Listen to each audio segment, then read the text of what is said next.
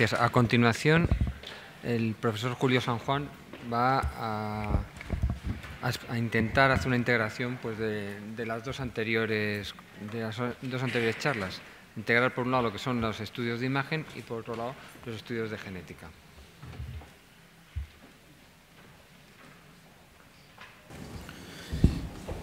Bien, yo antes que nada agradecer a Enrique la invitación a estar hoy aquí y pediros perdón a todos porque, bueno, yo soy un clínico y estoy hablando después de dos de los máximos expertos que tenemos en el país en genética y en neuroimagen.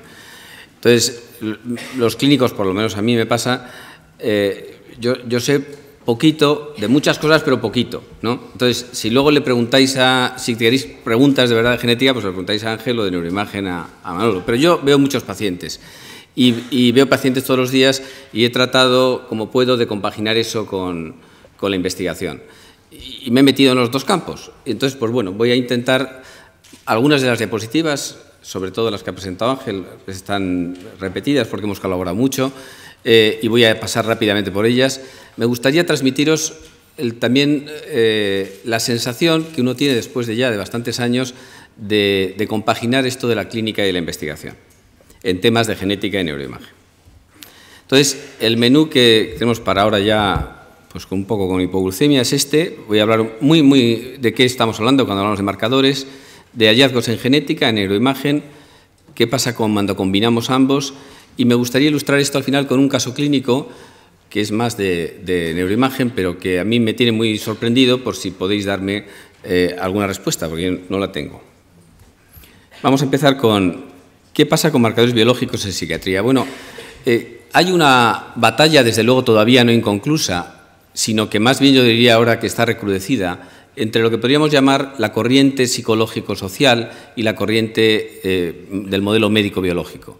Hay gente que dice, no, las neurociencias han acabado con este debate. Os aseguro que no, os aseguro que no. Yo estuve el martes en lo que es el ROAMER, que es el Roadmap para una de los workshops que trabajan para señalar la hoja de ruta para lo que va a pagar Europa en investigación en salud mental en los próximos 10 años, ¿no? Y había gente de todos los países y nos presentó José María Aro unos datos que era la opinión que tenían los psiquiatras sobre las prioridades, lo que tenían los investigadores y lo que tenían los usuarios.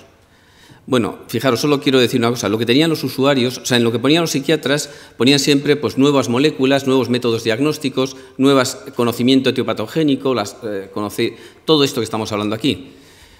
Los usuarios lo que querían era mayor intervención psicológica, mayor ayuda social, no había nada de mención ni a nuevos fármacos ni a nuevos métodos diagnósticos. Lo que quiero decir con esto es que no olvidemos que esta dicotomía que lleva ya siglos, pues sigue estando ahora y es algo muy presente todavía. Hoy tenemos que hacer un esfuerzo por acercar esos mundos, ¿no? Fijaros que cuando surge al principio la neuropsiquiatría, en principios del siglo XIX con el positivismo, y no hay psiquiatras, sino que hay neurólogos y psiquiatras que hacen lo mismo, pues empiezan a diferenciar pacientes que tenían problemas de conducta, pero que algunos de ellos tenían, pues en realidad tenían una neurosífilis, otros tenían una activación anormal del cerebro, otros tenían pues enfermedades que luego se vio que tenían anatomía patológica, y lo azul así más clarito, pues es los que no se sabía que tenían, ¿no? Que es al final con lo que se quedó la psiquiatría, ¿no? Con la esperanza de que en algún momento se encontraría.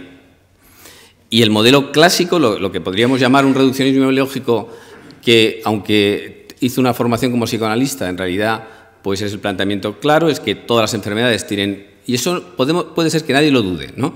Que todos estamos hablando del cerebro, y el asunto es si realmente hasta dónde podemos olvidar el otro aspecto y cómo podemos integrarlo.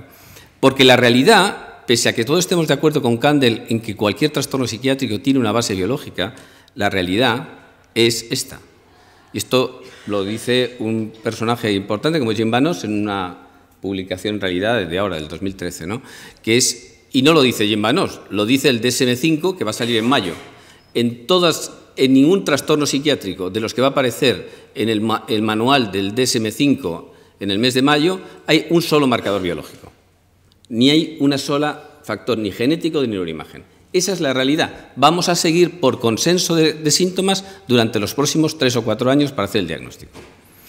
Me estoy hablando de la realidad clínica. Otra cosa es lo que hagamos en investigación. Vale, entonces, ¿qué podemos decir?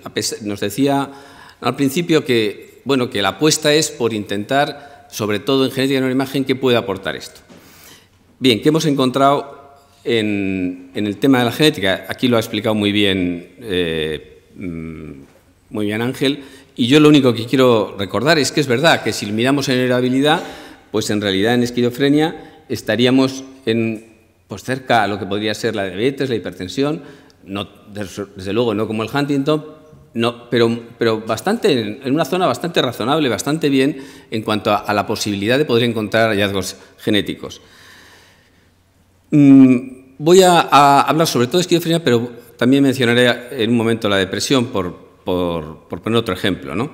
En el año 2005, en ese momento, Ángel y yo estábamos en aquella red de genética psiquiátrica, la primera, y en ese momento, fijaros, había una euforia total porque había unos genes que ya se decían, señores, ya estamos, los hemos encontrado, son estos porque tienen una serie de características que han salido significativos en estudios de asociación, tienen estudios de ligamiento positivo y también tienen una fisiología que parece clara, y había una euforia sobre eso. Entonces, en el grupo que estábamos, los grupos que estaban ahí, a Elizabeth Vilella se le ocurrió decir, bueno, pues vamos a ver si replicamos eso en una muestra española.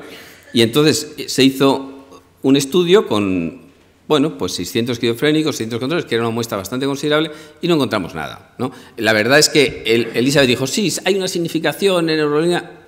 Bueno, la realidad es que sí, es verdad, salía significativo, pero el global, lo que se pretendía en realidad, y era que se potenciara en el efecto, que hubiera una sinergia, que era la hipótesis de Owen, en realidad, que acababa todo en el glutamato y que podía haber una significación aditiva entre los distintos polimorfismos de riesgo en el 2005, no nos salió. Pero es que nos pareció que eso era un problema que a lo mejor era pues porque éramos españoles o porque eran de la zona del Mediterráneo, que los esquizofrénicos, vete tú a saber qué pasaba. Nos costó publicar esto, pero luego no le salió a nadie después.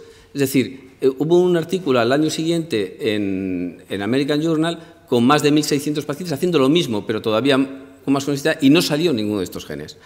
Entonces, y como este es el trabajo que ha presentado Ángel, en los hallazgos del GWAS, de los primeros GWAS, este es uno de los que tuvimos oportunidad de colaborar, pues lo interesante no es lo que saliera solo, que nos empezaba a relacionar la esquizofrenia con la histocompatibilidad y con la inmunología, y tenía que haber un verdadero esfuerzo para decir, señores, ¿cómo podemos relacionar ahora la inmunidad? Y hay todo un campo ahora de investigación que se ha abierto por ese lado.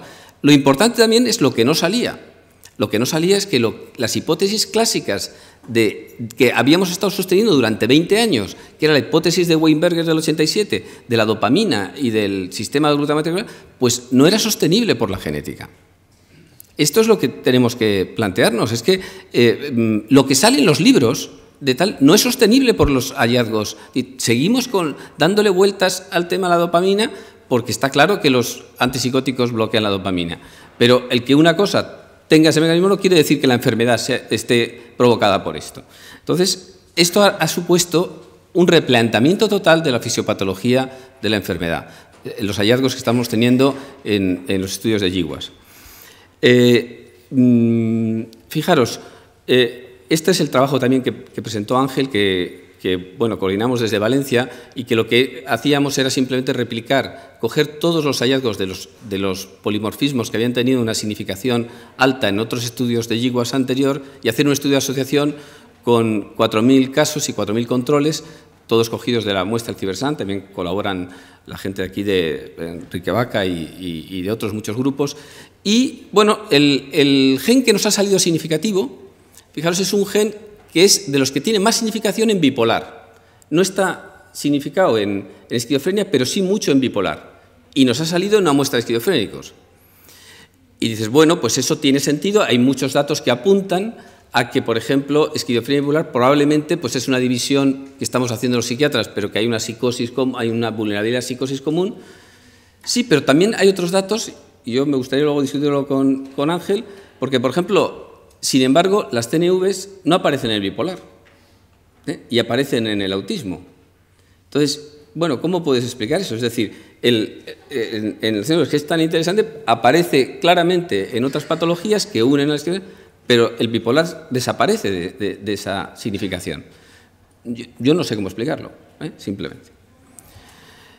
Lo que sí es verdad es que hay una posibilidad de que mutaciones raras, no comunes, puedan tener... Porque fijaros, el problema que tienen este trabajo antes es que el nivel de explicación de varianza es muy bajo, las odds ratios son muy bajas. Entonces, pero hay mutaciones raras que pueden tener unas odds ratios altas, pero la frecuencia y la explicación de la variación, de la varianza de todo lo que llamamos esquizofrénico es muy baja. Es decir, en resumen, lo que tenemos aquí es que en esa división, pues vale, puedes encontrar, y esto está hecho así, digamos, a ojo en cubero, pero habría toda una parte sin explicación clara todavía y algunas pequeñas partes donde empezamos a encontrar ya hallazgos que se comparten, es verdad, con otras patologías que son de microdelecciones, de duplicaciones o de otras serie de hallazgos concretos genéticos. Una de las razones por las que no se puede explicar, por las que no encontramos hallazgos, es la interacción con el ambiente. Y el trabajo más citado en psiquiatría genética en los últimos 20 años, que ha batido récords, y que lo conoceréis, yo creo, la mayoría de vosotros, que lleva ya, me parece, 2.900 citaciones, que para un trabajo publicado en el 2003, pues no está mal, es el trabajo de Caspi sobre la depresión. Peter Lesch descubrió en el 96 el famoso gen, el polimorfismo, en el regulador el transportador de la serotonina, que sabéis que es un cuello de botella del funcionalismo de la serotonina y que por eso se había estudiado muchísimo, pero no acababa de encontrar hallazgos consistentes. Y a Caspi se le ocurrió relacionar esto con el ambiente, con los acontecimientos vitales y bueno, para los que no conocéis, sabéis que tiene una forma de alelo corto, de alelo largo, y que aquellos portadores del alelo corto, si tenían muchos acontecimientos, tenían mucha más depresión. Bien, nosotros en esa época también intentamos decir, vamos a hacer algo parecido, vamos a replicar esto, pero en una muestra más homogénea, en este caso de mujeres después del parto. Y bueno, yo no sé qué me pasa desde hace unos 15 años, pero tengo una tendencia a encontrar justo lo contrario de lo que encuentra la mayoría de la gente, por lo menos. Y entonces lo que nos pasó es que encontramos justo lo contrario, es decir, que el alelo largo era el de riesgo y el alelo corto era el protector. Vaya, pues un año dándole vueltas a esto. Porque, claro, es fácil, cuando te sale lo mismo que sale la mayoría, pues no vas a hacer nada original, pero para publicarlo está bien, ¿no? Ahora, cuando te sale lo contrario, vete tú a justificárselo a los reviewers, ¿no? Bien, había una forma de explicarlo y que era el hecho de que había experimentación cuando se producía una deplección de triptófano. Esta deplección de triptófano a nivel experimental provocaba estados depresivos en aquellos que tenían precisamente el genotipo del alelo largo. Entonces, en la depresión posparto, en el posparto se produce una deplección de triptófano natural y lo que nosotros proponíamos es que había un mecanismo de interacción gen-ambiente diferente en este tipo de depresión que, bueno, que nos permitía decir que a lo mejor, en este caso, el transportador de serotonina tenía una vulnerabilidad genética diferente que en otras depresiones. Fijaros que este mismo tema de la interacción ambiente es muy importante también, se ha estudiado mucho en la esquizofrenia. Y de nuevo Caspi, que es el que se ha llevado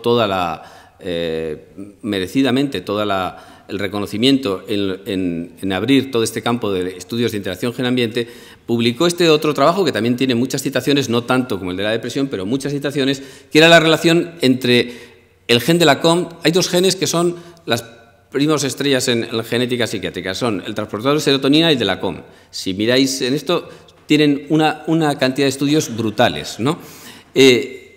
Bueno, pues el de la COMT se había hecho también muchos estudios y era muy polémico si realmente salía significativo o no.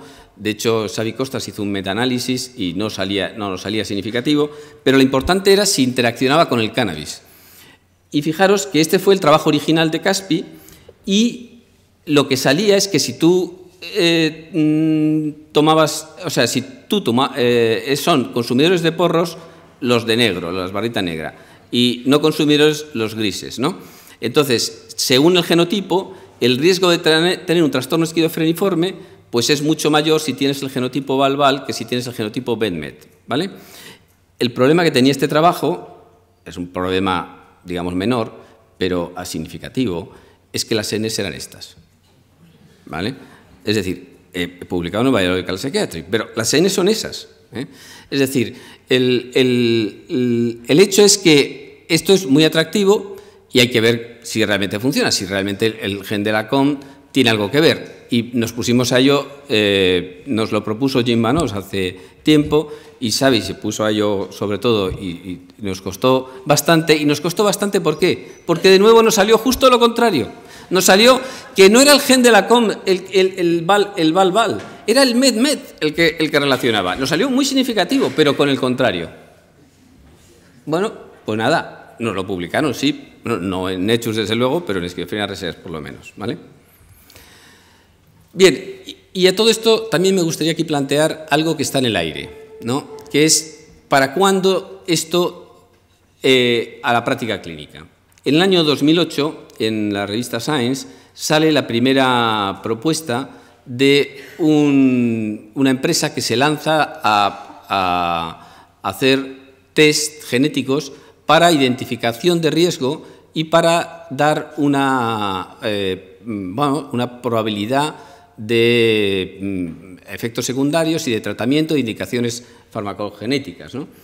Estoy hablando sobre todo porque evidentemente en otras enfermedades tienen una utilidad clara, ¿no? Pero estamos hablando de trastornos psiquiátricos, de depresión, de esquizofrenia, etc. Entonces, bueno, esto también ha llegado a nuestro país y la pregunta es, ¿tiene esto validez?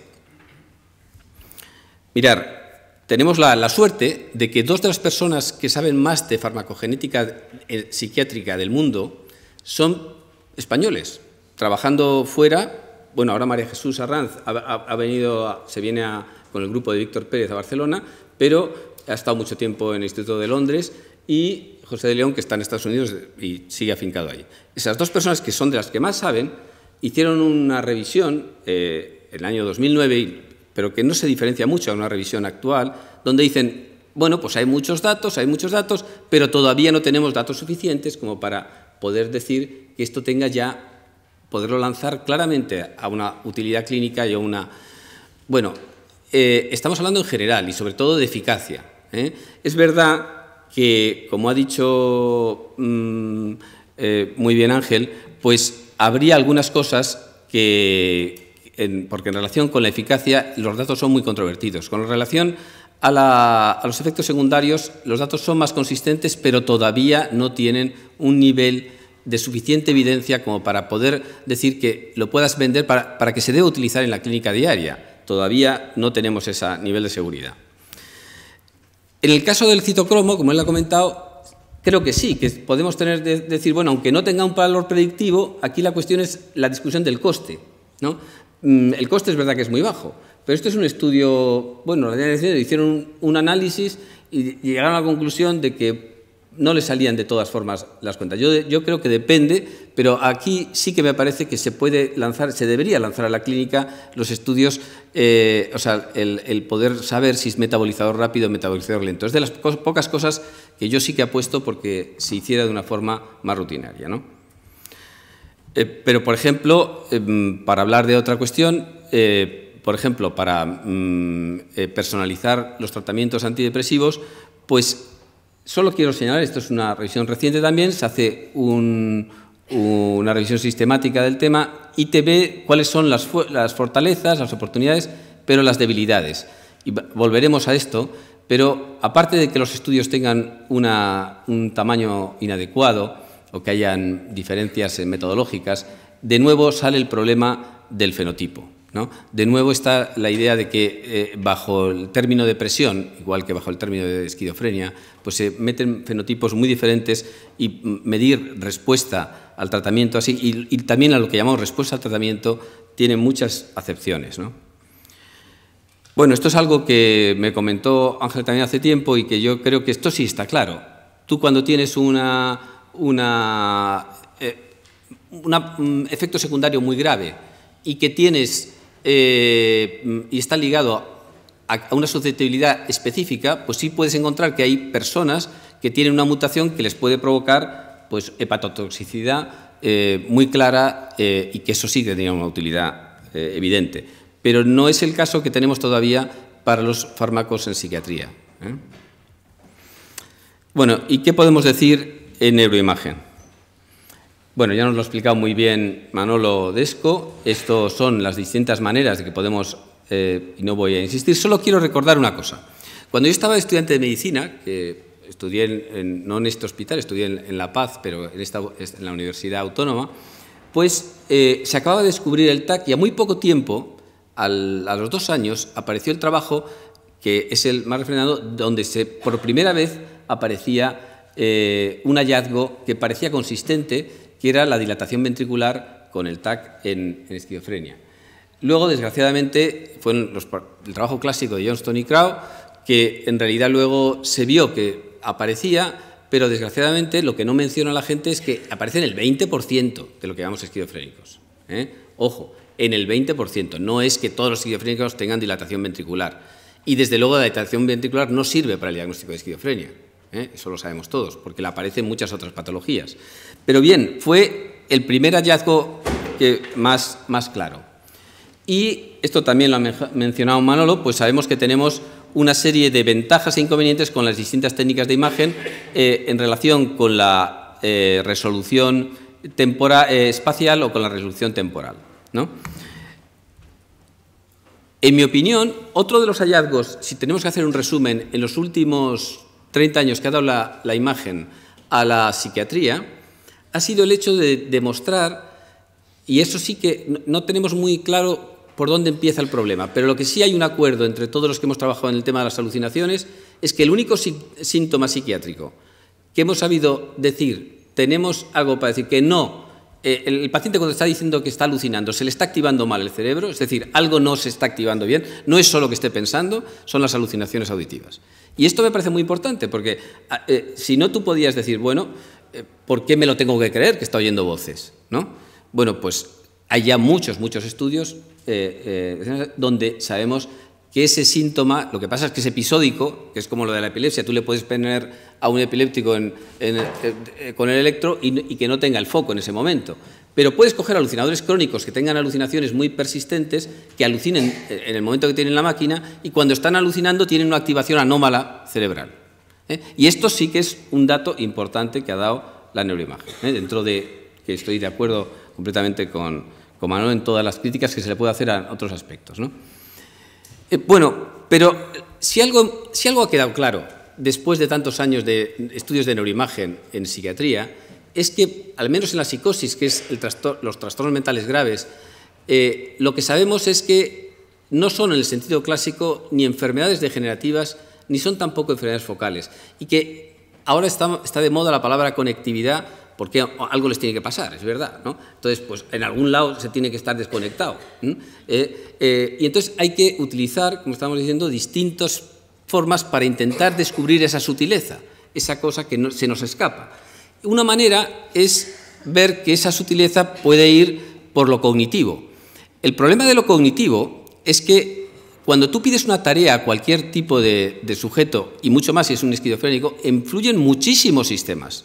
Tú no estás estudiando, cuando estás haciendo una tarea de memoria, influye por supuesto la atención, puede influir el lenguaje, puede influir muchísimas cosas. No son nada puros los sistemas. Bueno, pues hay sistemas desde el punto de vista biológico un poquito más puros. Por ejemplo, la respuesta emocional puede ser un poquito más pura, aunque también sea compleja, ¿no? Entonces, nosotros revisamos este tema, nos importó ver cómo era la respuesta emocional en la esquizofrenia y vimos en la literatura que a todos los sujetos lo que les había ocurrido fijaros que las muestras son pequeñas, pero utilizando paradigmas visuales, lo que encontraban era una disminución de activación, ¿vale? Bueno, nosotros pensamos, ¿y por qué utilizan paradigmas visuales si lo que les pasa a los esquizofrénicos es que oyen voces? La mayoría de los esquizofrénicos no ven cosas, oyen cosas. Vamos a utilizar un paradigma auditivo que sea ponerles, fijaros, no tienen que hacer nada, simplemente tienen que oír unas voces que se parezcan a las voces que ellos oyen y ver cómo se activa el cerebro, ver qué pasa si hay una mayor o menor activación. Y lo que encontramos, esta es la activación en un sujeto normal, lo que encontramos fue esto, ¿no? Aquí os aseguro, uno por uno, aquí no hacía falta estadística, estoy de acuerdo que hay una trampa estadística, pero si tú compararas uno con uno, los 11 sujetos estos, uno por uno tenían una hiperactivación cerebral, ¿eh? Es decir, nos salió lo contrario que les había salido anteriormente. La mayoría de los estudios habían tenido hipoactivación, nosotros nos salió hiperactivación. De nuevo, ¿cómo te comes eso? Pues sencillamente es que el paradigma que estamos utilizando no tiene nada que ver. Ante un paradigma visual, tú encuentras que el sujeto tiene que prestar atención y los psicóticos no prestan atención. A la mínima se van tal. Si oyen una cosa, que están todo el rato oyendo cosas, y de eso lo sabemos por los estudios de expresividad emocional, sí que se les activa y tienen una hiperactivación emocional. Por eso yo creo que aparecen estos hallazgos. Lo que estamos intentando hacer ahora es esa limitación que tiene la resonancia magnética, que es sobre todo la baja resolución temporal, porque hay un acuerdo entre todos los investigadores en el tema de las alucinaciones, y es que hay una anormal alteración en el momento que alucinan. Lo que no sabemos es por dónde empieza y que no sabemos exactamente cuál es el circuito. Entonces yo ingenuamente dije, bueno, pues me voy a meter en un proyecto de FIS para ver si, como en el electro también parece que está alterado, vamos a ver si el electro nos da pistas de cómo se podemos saber el perfil temporal. Y juntamos electroencefalografía y juntamos resonancia. Llevamos 2 años con eso. Aquí hay un grupo en Madrid, Juan Antonio Hernández, que la verdad es que nos llevan mucha ventaja trabajando sobre todo en epilepsia, que es donde se ha aplicado esta técnica, pero os puedo decir que es una tortura, una pesadilla. O sea, no os lo recomiendo que lo hagáis.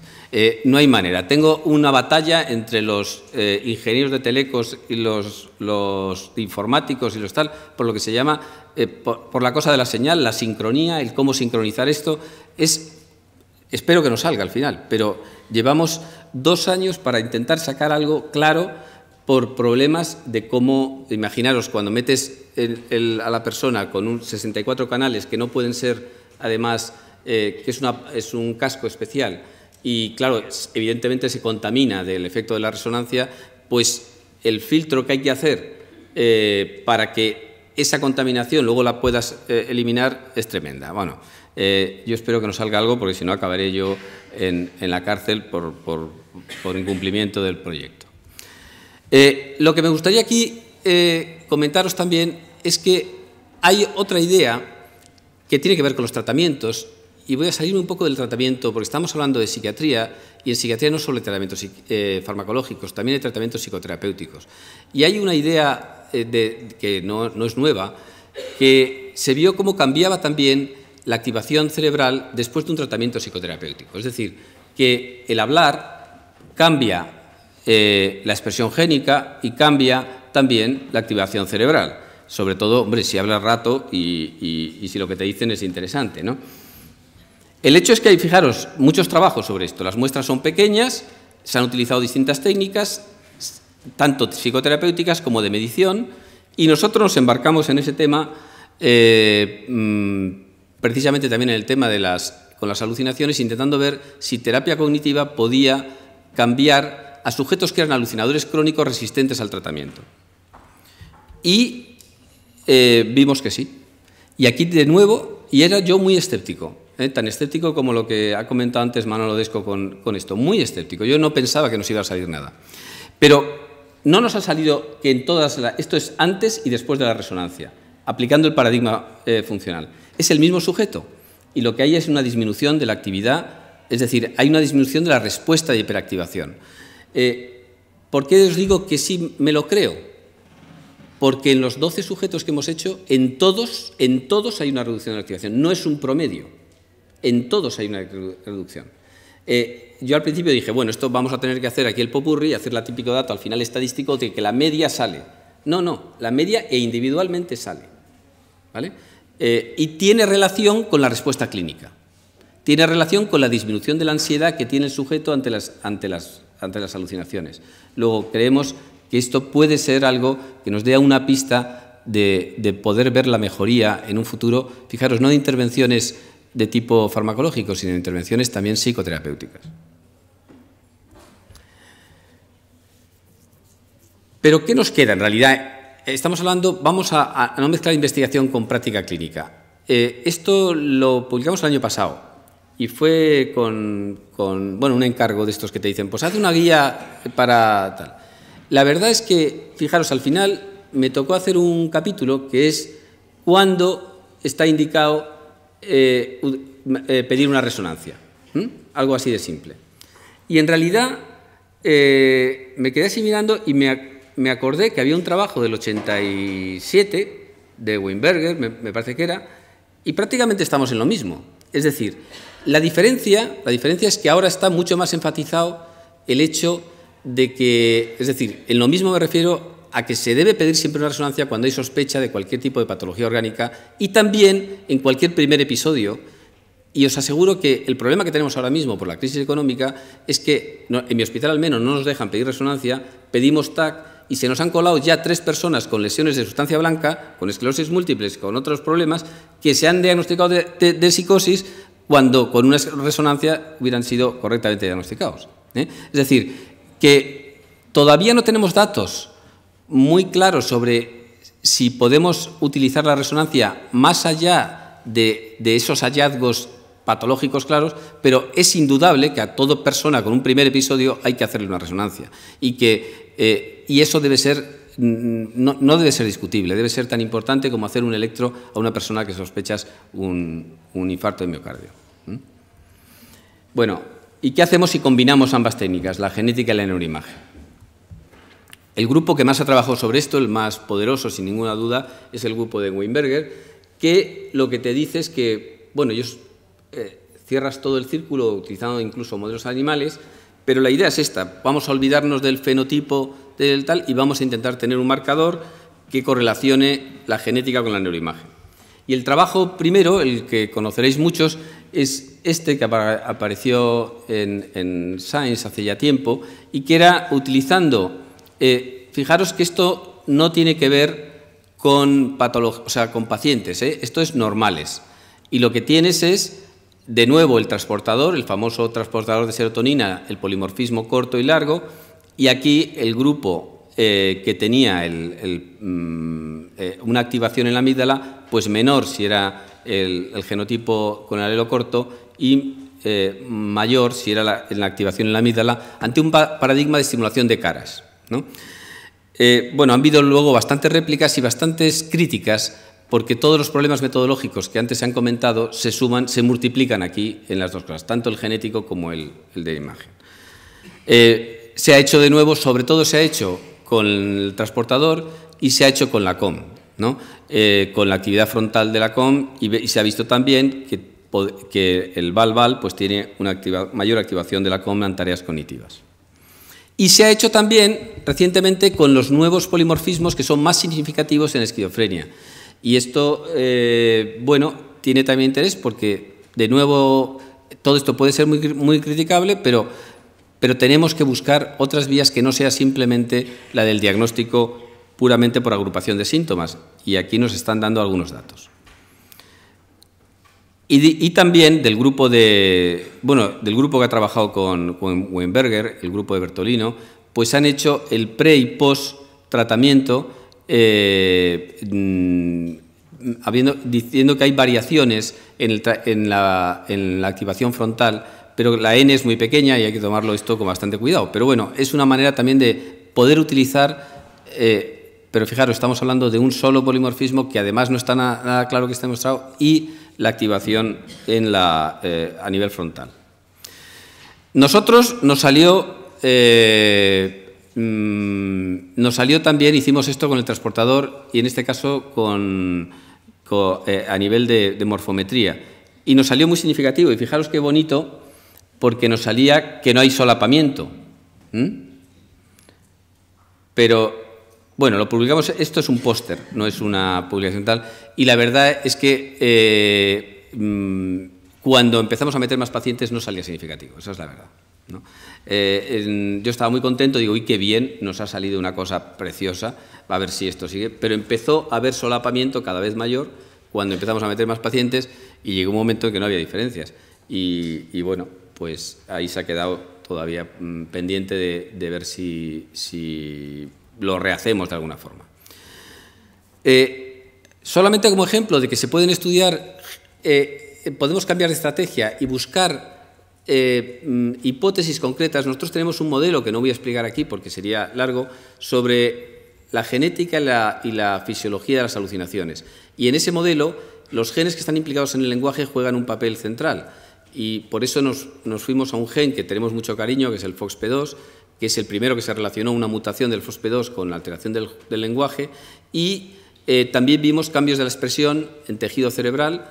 Y bueno, pues lo que a mí me dio bastante satisfacción es que como estas cosas piensas que no se la lee nadie o que se la lee muy poca gente, pues bueno, hubo un grupo que sí que se lo leyó y que intentó hacer con ese polimorfismo que nos había salido significativo en el FOXP2 estudio de neuroimagen y le salió significativo, lo cual, bueno, fue hace un año, ¿no? Es decir que, bueno, yo creo que hay mucho campo por hacer, no hay que ser riguroso en la metodología, hay que saber que nos podemos aquí mezclar muchas cosas, pero sí que hay que intentar que al menos los genes sobre los que tenemos una hipótesis y podemos construir una idea, pues también correlacionar esas variantes genéticas significativas con datos de neuroimagen. Y voy a terminar pues comentándoos un caso clínico, acercando la cosa esta a algo clínico, ¿no? Pues, supongo que la mayoría de aquí trabajáis con pacientes, pues voy a comentaros un caso en este sentido. Fijaros, se trata de una paciente que tenía, bueno, no vienen aquí los datos demográficos, pero los digo, 20 años y que era de origen de Ecuador y oía de repente voces que la insultaban y con un contenido muy denigrante y le provocaban mucha ansiedad, ¿no? Y realmente empezó a elaborar un delirio pensando que le querían hacer daño y que, bueno, empezó a tener algo de ansiedad. Lo excepcional y por lo que traigo este paciente es porque no tenía ese estado de agitación psicótica, sino que estaba lo suficientemente bien como para dejarse que le hiciéramos el estudio de neuroimagen funcional sin medicación, ¿vale? Todos los datos que os he presentado antes eran de pacientes crónicos con medicación. Ahora lo que nosotros estamos haciendo es intentar, nos cuesta muchísimo, pero buscar pacientes sin medicación, naïf, y a los cuales les recogemos tanto muestra de sangre para ver expresión génica, les metemos en la máquina y luego repetimos la expresión y repetimos la resonancia después, ¿vale? Entonces, ¿qué pasó con esta paciente? Pues esta paciente tenía, dicho de una forma muy sencilla, tenía una clara vulnerabilidad con factores de riesgo, además de la vulnerabilidad genética, por haber estado en una situación de aislamiento, consumo de cannabis, y ahora mismo vivía en una situación de aislamiento social en una casa que estaba muy aislada del resto, ¿no? Y este es el dato, fijaros.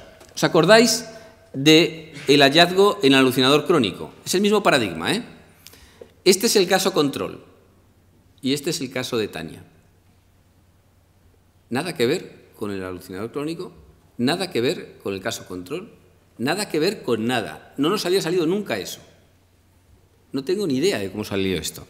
Se lo planteamos a nuestros analizadores de postproceso y nos dijeron pues que no os veían activación.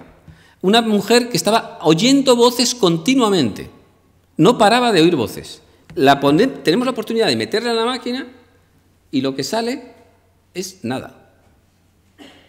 Posiblemente, claro, esto tiene que ver con lo que comentaba antes Manolo, de que lo que estamos haciendo aquí es una resta estadística y nosotros le estamos sometiendo a un estímulo y la mujer no oye nada porque está oyendo continuamente todo, ¿no? Es muy probable que sea eso, ¿vale? Pero bueno, intentamos de alguna forma, por ejemplo, mirar en resting state también, es decir, en estado basal. En estado basal tampoco salía nada, ¿vale?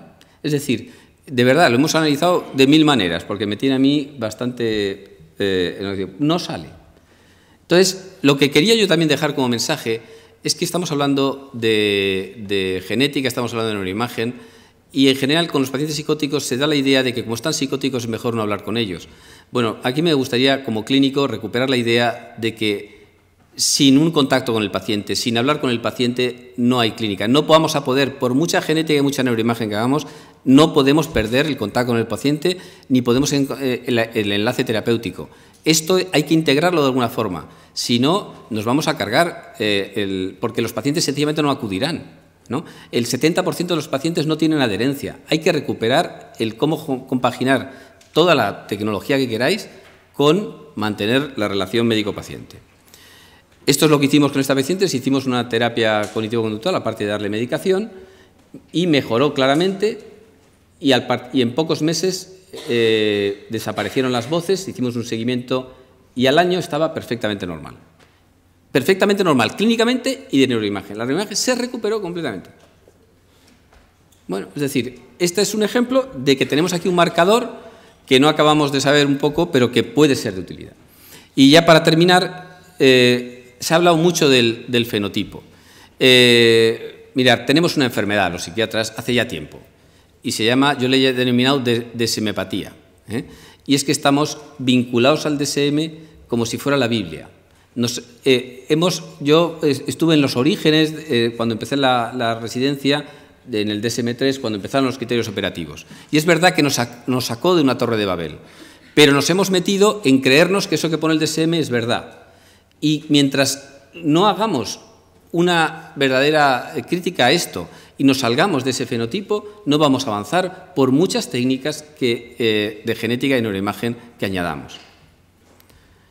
Y quiero recordar que el problema que tenemos es que hay una distancia enorme entre la investigación básica animal, la investigación clínica, pero también entre la investigación clínica, aquello que es significativo estadísticamente, pero que no tiene significado en la clínica, y necesitamos relacionar todo esto con las necesidades verdaderas de los pacientes. Sin eso, todo lo que estamos aspirando no tiene ningún sentido.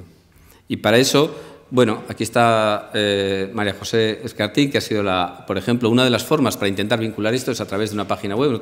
Tenemos una página web que ella, su marido ha sido verdaderas artífices, de voces en la cabeza, para contactar con los pacientes, para intentar intercambiar información sobre esto, y creo que bueno, está teniendo bastante éxito y es uno de los caminos que podemos hacer para utilizar las nuevas tecnologías también. Nada más, simplemente recordaros que o nos unimos todos, los investigadores básicos y los clínicos, o todo lo que hacemos, pues yo creo que llegará un momento que al final no servirá para lo que tiene que servir, que es para ayudar a nuestros pacientes. Gracias.